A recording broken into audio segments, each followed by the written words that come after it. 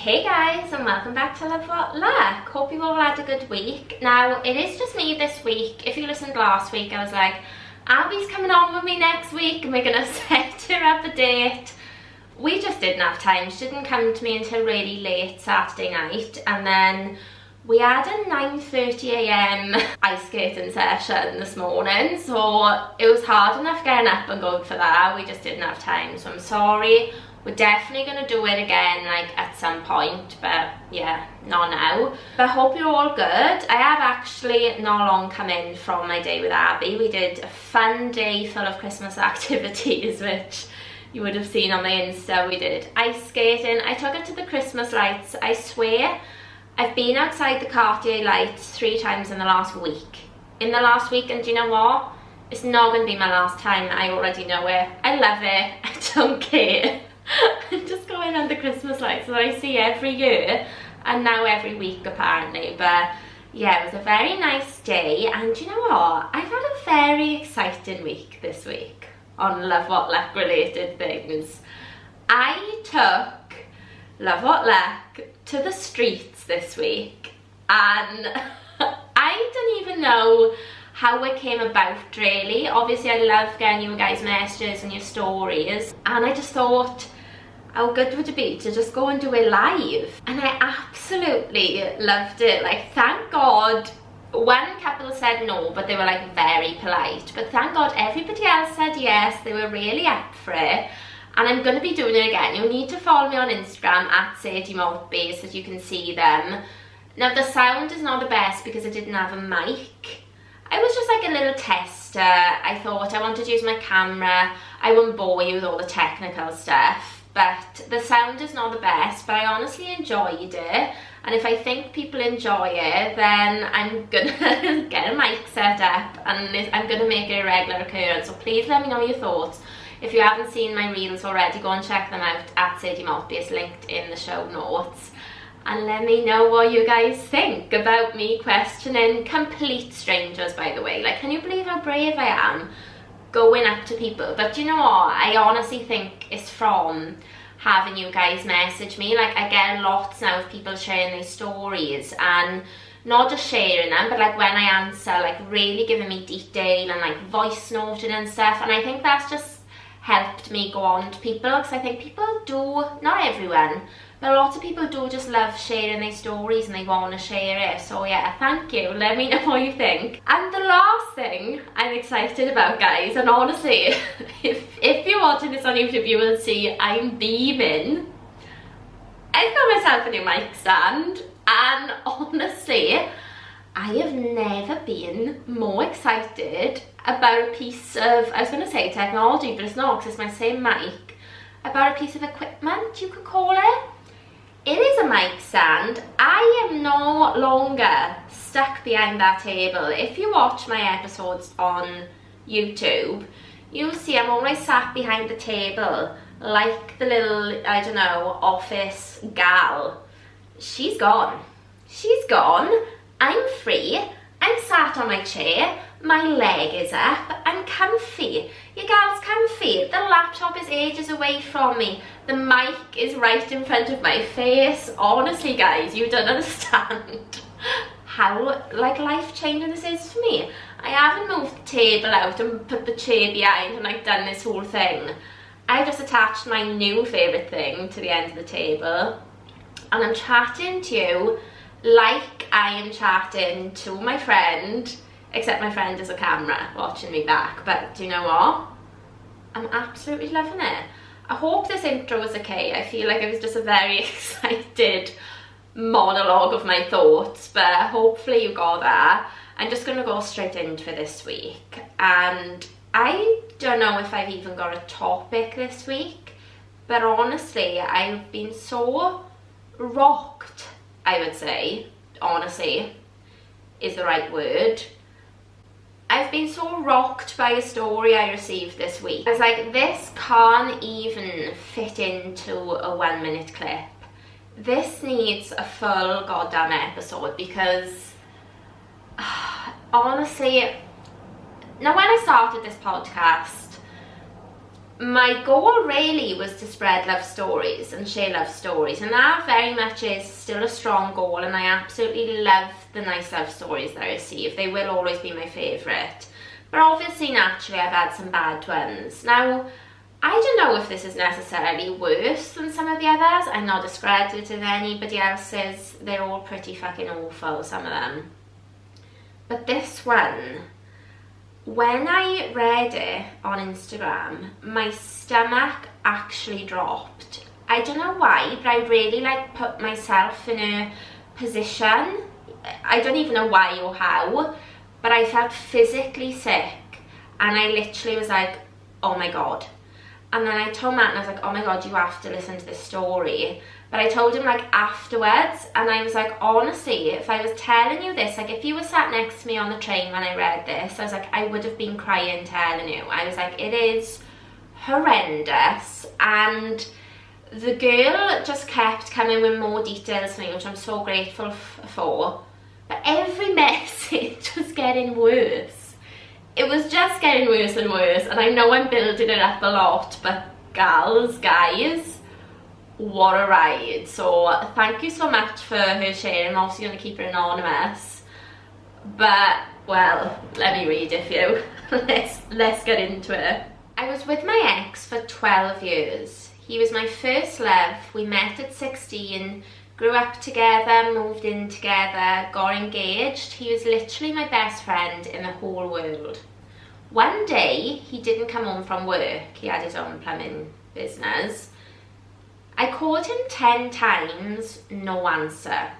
This was so unusual that I started to panic something had happened to him, obviously. And I think that was my first thought. Like, imagine Matt, who rings me, you know, every time he's on his way home from work, like, hi, I'm on my way home, wherever. Imagine him not doing that and then just not answering the phone to me 10 times. I would instantly think he had died. Instantly. I wouldn't even be able to control myself. I'd be like, he's dead. And it's only like a matter of time until like the police, ambulance, fire engine, or all of the above contact me. So imagine the panic firstly, right? I checked his Google Maps history and saw he was at a local travel lodge. I mean, instantly, from then, you go in panic to sickness, you know. Like, I imagine that, like, change of feeling straight away. Or to be fair, I'd still be like, is he hostage? Is he being, like, tortured or something? I don't know. Anyway, when I finally got hold of him, he said he couldn't do our relationship anymore and I deserved better. Say that again, Hans. He told me he was having a mental breakdown. He was really stressed with work, and we went on a break. So at that point, I think you'd be like, wow, okay, he's obviously in a bad place to just go cold and, you know, go to a hotel. So again, you can understand really taking your partner's side. Bear in mind, they've been together 12 years and this had never happened. You know, all that time they've been together, obviously you'd be like, wow, okay, he's struggling, he's got his own company, you know, let me give him some time. Of course, you'd go on a break. So she moved out of their house, gave him some space, you know, let him calm down wherever, as you would, yeah? A week later, I went back to the house with some sleep spray and herbal tea to help him get better. Like, bless you, my sweet, sweet child. Only to find new clothes, aftershave, and wait for it, herbal Viagra in the house. So you guys got a mental breakdown, you know, he's on a break, yet he's found himself the time to order some herbal Viagra. And, well, I honestly don't even know what else to say to that. So that's what she finds. She said she had to go full on detective mode, like FBI mode was unlocked, secured. She was detective, DSI, I don't know any more police words, but she was the top bitch of this detective world, right? Through lots of searching, I eventually found out he was seeing someone else and had moved her into the house. Let me just repeat that for it to sink in. He had moved her into the house. Guys, they've been together 12 years. Like, I can't even imagine this. And Matt was a stranger to me a year and a half ago. Like, imagine being in your life for 12 years. I just, oh my word. It honestly makes me feel sick. We had our wedding booked for August this year, and we split last October. Okay, so they meant to get married this year. They split last year. A week before I found out there was another woman, he paid 5k off the wedding that they had already paid 10k towards. So this man had the audacity and the gumption and the balls to pay 5 grand towards a wedding to his best friend and childhood sweetheart, whilst having an affair with somebody else who also knew he was engaged to be married. I'm never usually one for hating on a girl, but like, what the fuck? He had the gumption. I've never even used this word before, I don't think, but he like makes me so angry. To do that, knowing he was having an affair and honestly thinking that he was going to get away with it and be able to be married whilst having an affair. Like, what's going on with you? Firstly, on like the basic level, other than like you're an absolute dickhead, on the basic level, why would you want to waste your money? Like, do you think that, well, I don't know if it's thinking so low of yourself that you feel like, you know, you give them money away you don't almost deserve it, or is it thinking so highly of yourself that you think you deserve to like have this dream wedding and at this point a mistress, is that what you'd call her? I don't understand how it works. And what I also don't understand is you do that a week before the wedding and then you don't come home and you ignore your girlfriend's calls for 10 times. So make your mind up. Like, are you going through with it or are you being honest? I guess neither is the answer to that. So she obviously finds out they split up. Yeah, she's obviously really upset. What makes it worse is, when I finally felt strong enough to go get my things with my friends, they had already packed me up into bin bags. I didn't even get a chance to get my things myself. So she went with her friend to collect her things, and like, imagine you have to really build yourself up to do that. And they had been packed for a while, which I think is so invasive because, you know, it's your partner who is now somebody you don't even recognise, you don't trust, is now going through your things with the new woman. Like, I'm such like an OCD privacy freak, like that alone would like fuck me up. Like, the thought of somebody else like taking my stuff out and folding it and putting it into bin bags. Even worse, like bin bags. Like, it should have been the other way round, you know. The new girl also took all my photos out of the frames and used them for herself. Guys, honestly, I'm laughing because I am in shock. I just imagine going in, like being in this guy's life and pulling out the pictures of him and his, I'm not even going to say ex, because at this point they're still together, like days have passed, and just replacing them with your own pictures. There's just no moral code there for me. There's absolutely none, and I just think that is so heartbreaking. The girl also told me that when she went to collect her things, her partner, cheat, disgusting pig, ex, whatever you want to call him, was filming her. Like, how sick and disturbed is that? Like I said, every message she was sending me, it was just getting worse. And she said like that loads of her friends were saying, you need to get back at him, you need to put prawns in his curtain balls. I thought it was hilarious. But do you remember, I don't think I spoke about it on the podcast, but I did like a poll on my Instagram. I know sometimes I do that after episodes. I did like a little question box on Instagram after an episode once, something, it must have been something about revenge. I can't remember the exact topic, but somebody told me that somebody did that to her brother, and she said like my brother deserved it, but somebody put, I don't think it was prawns, but it was like something like fish related in like boxes under his settee and like behind his curtains and places that he couldn't find it, so his house stank of fish. I'd never heard of that before, but clearly it's like #1 on the revenge list. So I don't know, if you've heard it here first, there's a top tip for you. But honestly, I think it's like good that she didn't do that. She was like, the only little petty thing I did was hide a Postman Pat toy under his pillow because the new woman was a post woman. And I think that's just funny. It's like a little win, a little bit petty, but not like enough to actually anger him. You know, like to the point, I mean, if your house smells of fish, I can't imagine what that does to you. So yeah, that was the only thing she did. But what I found, honestly, like one of the most heartbreaking parts was, she said that before this happened, during lockdown, my friend had a virtual hen party and my laptop stopped working, so I asked to use his, which he seemed very reluctant about. I didn't think much of it at the time, but the next day it came to my mind because of his reaction. So I had a look and found he had been searching for prostitutes for the last 3 years.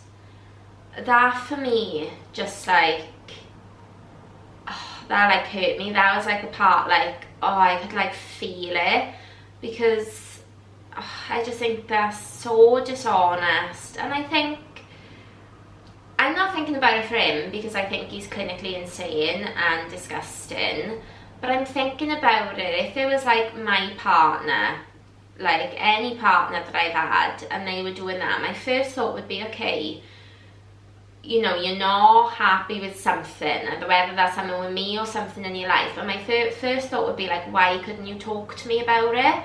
And I think like that's what we would all appreciate and think, like, you know, I've said this on episodes before, I'm sure, like, I would so much rather my partner come to me and be like, look, Sid, I'm really not happy with our sex life, or I'm really not happy with my job at the minute and it's getting me down and I feel like I need a release, or, you know, I'm not happy that I've been stuck inside, like whatever, you know, for him to do that, he's obviously not happy with something like in his life. And I think this is a very extreme case, but why couldn't he just talk to her? And this is what the girl said, like, I would have just appreciated a bit of honesty, like it would have been so much better.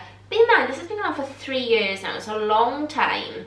And she said that he was searching for them in every area that he was working in. So as I said, he was a plumber, and every area he was going in, he was searching for a prostitute. So like, God knows how many women he might have seen. I just think that is so disgusting. And I think, like, if you're that desperate to go after someone, if you think it can be solved, talk about it. If not, break up with her. Like, what are you doing? Like, why stay with somebody, you know, pay off their wedding, make them feel like so secure in their relationship, to be lying to them like that and doing that behind their backs? I just find it so hurtful. And I think that's like one thing that made me sick. I thought, oh my God, I would just be like, why couldn't you speak to me about it? Like, there's no need to go and be doing that. Just talk to me, like, and we can work something out, or not. But either way, be honest, that was just one of the worst things for me. And to top it off, to make it extra worse, if you can believe it, one of the times that he was at home searching for the prostitutes coincided with the time that this girl was taking her father to chemotherapy. And I'm just like, what is wrong with people? Like, they've been together for such a long time, absolute best friends, like grown up together, and you know, the person that you love can be going through such a hard, shitty time. Taking her father to chemotherapy was just something, like, you know, you can't even imagine how traumatizing that is. And he's at home searching for prostitutes. It just honestly made me feel sick and so upset for her. Yeah, she said, you know, her dad was literally dying of cancer and he passed away, and she just never envisioned her partner being part of that trauma. obviously. But yeah, he did, and I honestly just thought it was like the wildest story that I just knew I couldn't condense it into like a little story that I had at the end of an episode, because can you believe it, guys? Like, honestly. What was good is she said she feels so much better now. She said he feels like a stranger to her, and she's seeing a counsellor. And you know me, I love a bit of therapy. She said like it's helped make her feel so much stronger and better, and she sounded like in a good place. And I was like, the best thing about this is that you are going to be in such a good place now. Like, imagine being free of all that, and like she's got enough time to like literally go into a new life, really, you know, without him. She probably doesn't know much of her life without him in it, because they met at 16. I was like, the best thing is now that you're going to be in such a good place that the only people you're going to attract into your life, like when you're ready to let somebody else into it, is going to be absolute top tier, because you're just going to be like thriving, you're not going to put up with any shit, and you're going to have like a really happy ending. Meanwhile, this guy, by the way, like I can't remember the timeline, but definitely after the breakup, I sent her a Moonpig card with 3 YouTube links in and times. The first one was Justin Bieber Ghost. The second one was Drake. I think she said Shot for Me, but basically the time of it was like a lyric saying that he never cheated, which he obviously did, so that's so bizarre. And the third one was Alex Benjamin, Miss Her the Most. I don't know that song, but I'm sorry, you're not embarrassed sending that. Like, how tragic of you. She literally just like threw her in the bin. So he's obviously reeling, you know he's going to be in a worse place. And the new girl, and I'm very, very aware of ever like bad mouthing a girl on you, and I don't think I ever have, but the new girl even used her shampoo and stuff. Like when she went back, she saw like hair over her shampoo, obviously the picture thing, and I don't know, that kind of like upsets me as well, because you know, love is blind and love makes you do crazy things, and for whatever reason she's fallen for this guy knowing that he's like gonna be married. And you know, whatever, I can I understand, I don't know, I can kind of understand maybe, you know, that she's listening to him, but like to use the ex's stuff, that doesn't sit right with me. Also, I've just forgotten about this little detail, that the guy at one point was messaging a co-worker via LinkedIn, ladies, via LinkedIn. I mean, what is the world coming to with people getting messages on LinkedIn? Although I did an episode with Val, my friend, and she had the same thing with a cheater. Actually, remember, she was with a colleague and then he like scooped her out on LinkedIn after she blocked him. Very bizarre. And recently, right, I had this guy on LinkedIn, and I can't remember why I searched for him. I think my friend told me about him or something, or about a company. I really can't remember, but anyway, I searched for this guy and I clicked on the wrong guy. Same name, wrong guy, right? This guy was, I actually think he might have been a plumber or an electrician, but he had his picture of like him and his kid or something in his LinkedIn. He obviously got a notification that I'd looked at his profile, and then he followed me on Instagram, and I'm like, mate, it was an accident. Like, if I've looked at your profile on LinkedIn, like, don't take that as I'm interested in you. Like, you'll see me on Hinge if I'm like ready and looking and want to contact you. Best believe I'm not going to be going to LinkedIn. But is this what the kids are doing these days? If I'm ever single again, am I going to have to like put a picture on LinkedIn of me like with my tits out and be like, hey, open to new opportunities? Honestly, the whole thing was mind-blowing. And yeah, that's my episode today, guys. I honestly hope it doesn't scare you, because it scared me. No one is safe. No, I'm just kidding, but I just can't imagine like just dealing with that, I've just found it crazy. She said like at one point they were talking, she was like, you know, I'm everything with my dad and, you know, all the stuff because he passed away, and he said, oh, don't give me a sob story. And I'm like, imagine that, you know, the person that you've loved just treating you like that and switching so quickly. It's scary. I just would like to think he's a psychopath and he's a rare breed. Like, I pray for all our sakes that that's the case. But yeah, that's it. I want to say hope you enjoyed, but I don't know. Honestly, it was a bad one. And I'm like having a laugh now only because I've been speaking to her and she's been voice noting me, and I can tell that she's like in a good place. But as I said, when I read that message, it was horrendous. And I wouldn't wish her on my worst enemy. So hopefully this doesn't bring any more bad stories out of the woodwork. If you've got a nice love story, please come and tell me, because I think after this week's episode, we all need it. We need a little pick-me-up. Yeah, I'm gonna leave it there. Matt just came in, saw my new mic, and guess what he called me? Sadie Bartlett, which might be the nicest thing he's ever said to me, because Stephen Bartlett, Diary of a CEO, was like goals, obviously. And, you know, I'm glad he's excited about this mic stand and the potential of it, as I am. Expect to see big things coming from me with this mic stand, baby.